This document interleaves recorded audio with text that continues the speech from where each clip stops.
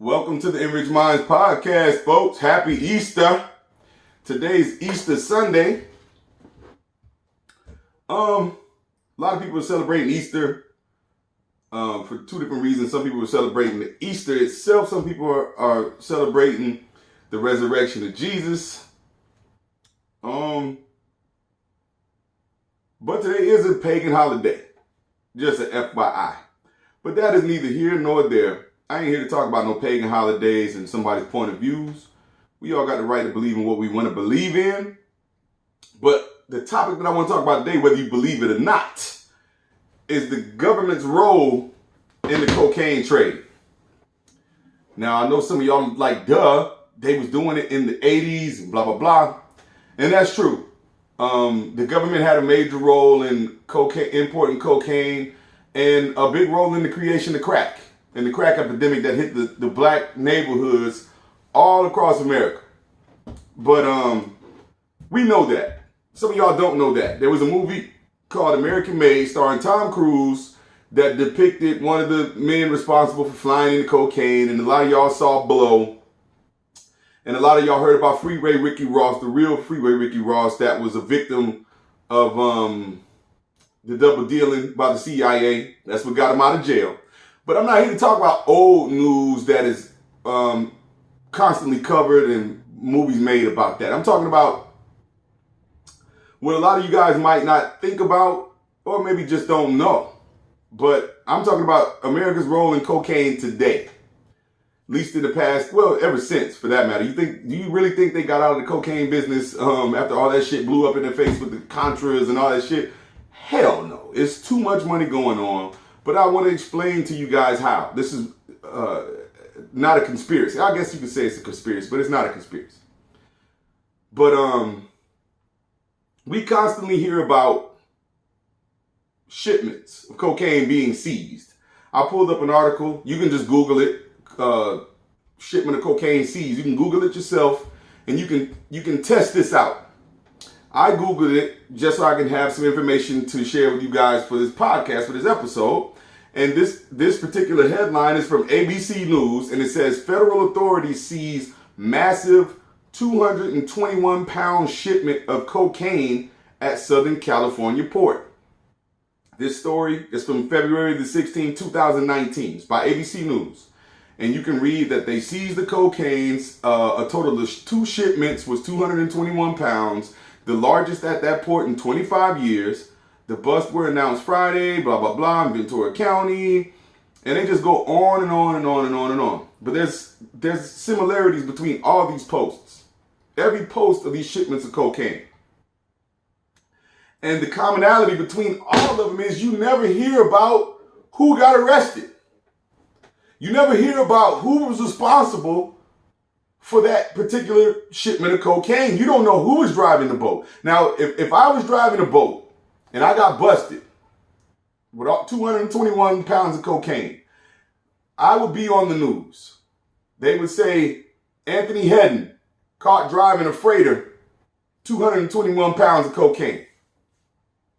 And a lot of y'all now that might know a little something, y'all saying, oh, well, you know, they might have been snitching and they ain't going to put you in the news and they ain't going to do this and that, but not necessarily. But could it be that in order for the authorities to present themselves as doing their job in enforcing drug laws, that they might purchase a shipment of cocaine or they might be sent as payment a ship of cocaine? And they present it to the American society, which is us, on the news, as a drug bust. Big drug bust. One of the biggest ones in history. 2 tons of cocaine. Blah, blah, blah. And they just go on, and they offload the cocaine off of these ships. And they got them stacked. They like to make nice little walls in the news of bricks of cocaine, of kilograms of cocaine. They like to make these nice little walls. Right? But what happens to the cocaine? It's evidence. So they say. You never hear about anybody being prosecuted about these huge shipments of cocaine. And correct me if I'm wrong. You guys who are listening, Google the story. If you can find some evidence out of all, I want you to count how many you had to thumb through. If you find one conviction in these large shipments of cocaine, you never hear about the driver being, you never even know who the captain of these boats are. You never hear about who the crew is. You never hear anything. You just hear about a bust. You don't hear anything else. But could this be a transaction in our faces and they make it seem like it's a drug bust? Because I'd like to know how much time anybody got for captaining one of those boats. Who's the skipper? How much time did they get in prison? And what's his name? What group was he linked to? That's what I'd like to know. Or could we not know? And are we not giving this information because the feds are turning around and selling the shit themselves? Now, I know you guys are saying this sounds far-fetched, but I'm not talking about the entire federal government is out here stealing cocaine out of their evidence rooms and they're dealing cocaine on the street. That's not what I'm saying. But this is what I'm saying. It's a known street tactic for someone to get busted. And it might not be a big spectacular bust. It might not be the feds kicked in their door and had it on the news and they seized all this cocaine. It could be a bust that you don't know about. It could be an arrest by local police and the feds step in to question this person. And they tell them, look, we got you on this and this. Now you gonna ride or you gonna work it off? A lot of cowards choose to work it off. The feds say, well, we're gonna make you the man. We're going to give you kilos at this price, and we want you to give us the money and keep re-upping with us, and we want you to sell it to as many people as you do, and we're going to bust those people. You're going to help us by feeding us busts of major cocaine dealers. A lot of you guys probably never thought about that, but this is what happens every day, kids and youngsters and all you aspiring Scarface, Tony Montana motherfuckers. The feds, listen, the game is over. The feds have it on lock. The feds can make you the man. And they won't touch your people. They'll say, your people are fine. We won't bother them. But you're going to feed us these busts, and that's your job if you want to work these charges off. And that's what happens to a lot of the cocaine that's being seized. The feds have leverage. They could, I don't know how much they bought it for or if it's as payment, but it's virtually pure profit or little or nothing. You know, they paid a little or nothing for it if they bought it, because I'm sure it's some sort of transactions going on. Because here's what happened. Feds might seize something. CIA come in and say, oh, we're taking over from here. Whoever's involved. But it's all one big nasty web. And it's a very small world when you start dealing in these types of things. And so there's a lot of cocaine on the street that's coming directly from the federal government. And yes, it is a form of entrapment. A form of it, I say, because typically they're not grabbing some nerd out of a library who's broke and needs money and making him some large cocaine dealer. That's not what I'm saying. What I'm saying is they keep the influx of drugs on the street. Now, if they busted all these tons of cocaine, the streets would be fucked up.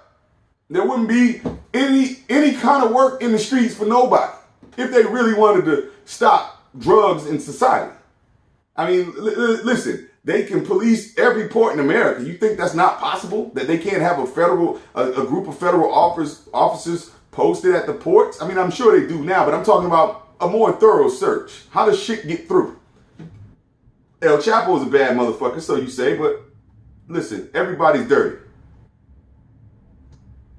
Ronald Reagan was dirty. Trump is definitely dirty. I'm not saying he's involved in drugs, but my point is everybody's not playing fair. Everybody's not playing purely. And if they didn't want drugs on the streets, they could put a major dent in it. But the problem with that is it's just too much money, folks. It's just like guns. Too much money involved in that business. In the business of guns in America, as much as Americans love guns, they can't just stop the sales of that because our economy is going to take a hit. And just like cocaine, they can't stop the importation of that and the opiates and all these drugs. They can't stop that because the economy would take a major fucking hit. You got a lot of people that's selling a lot of drugs, big drugs. They need to get rid of some of that money. The money is bulky. It adds up. Some houses are full of money. It's a nice middle class house, 2-story joint that's literally full of pallets of money. And that money goes back to where whoever the rightful owner of that money is, and he's running out of room to hide the money. So they got to spend some. They spend some in the economy, which is buying houses, buying cars, jewelry, kind of like a rapper. They eat good, they eat fancy, they patronize clubs that has an influx of cash, and all this equals tax dollars, because money that's dirty that's got to get washed up or it gets spent equals tax dollars at the same time. If you wiped all that away, whether you know it or not, America would take a humongous hit. And this is why drugs is going to be here to stay. This is why it's been here for so long and so prominent, and why America is one of the #1 places to move your drugs. Everybody who's a drug dealer on earth, whether you got a poppy field in Afghanistan, you're trying to get it here in America, because it's top dollar, baby. People trying to get high. That's a whole nother podcast, whole nother episode. I don't know the answer to why. I don't know why people in America love to get intoxicated so much. It's associated with festivities. It's a festive mood. You know, people get high. Some people get depressed. Eventually, they become an addict, and the shit becomes a problem. But in the beginning, it's all fun and games. And same with drug dealing. It's all fun and games until the police come. But this episode is to discourage you aspiring drug dealers. Prison's waiting for you. And it's almost inevitable, especially depending on the level you want to rise to in the game, and you want to be the next so-and-so or better than so-and-so and all that. But it's so twisted and crooked, and people are telling, and people are cooperating, and the feds are involved, and they got their thumb in it, and they're putting out work on the street too. And this guy looks like he's doing so good because the feds are giving it to him cheap, but he might tell you he got some ego somewhere, super secretive and all this bullshit. It's all one big clusterfuck. And if you put your mind to something legitimate, you won't hurt your family. You won't ruin your family. You won't be taken away from your family where you become virtually useless to your sons and your daughters and your mothers and sisters and brothers, nieces and nephews and cousins. Because that's what will happen to your kids. There's countless stories. Freeway Ricky Ross was a big prominent figure in that drug game in the 80s. He'll tell you that's nothing to aspire to. He did 20-something years. Luckily, he educated himself to get himself freed. You got Lil D out of San Francisco. There's countless people. You got Big Meech, and everybody gonna tell you don't want to be where they are. They're gonna tell you do something else. Don't follow in these footsteps, because there's countless kingpins and all these guys you look up to that are dead or imprisoned. It's only a few that's still free. I was blessed to be around those few that are still free, and we changed our lives, and we're all on to something positive now, something totally away from that type of life. I made the most of my second chance, and I hope you will too. I hope you make the most of your first chance. I hope you become discouraged to become Tony Montana or Big Meech or whatever person that you look up to that's the fly guy in the hood and all that, because hey, the feds are so entrenched in this shit that your friends one day, they turn on you the next day. Think about that. Do your research. Fact check me. Because we dealing with facts on the Enrich Minds podcast. All facts. Now, I said my opinion about Michael Jackson and all that shit. I said I don't know if he's guilty or not. Y'all stop attacking me about that shit, because that's your opinion, but we never know. We wasn't in the bed with that motherfucker.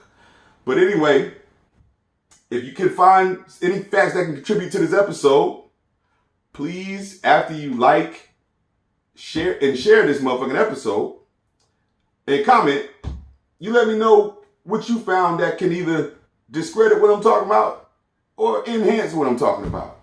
But I hope you all enjoy the rest of your Easter, and I hope you all enrich your minds daily, and tune in on Tuesday for the next podcast. Peace.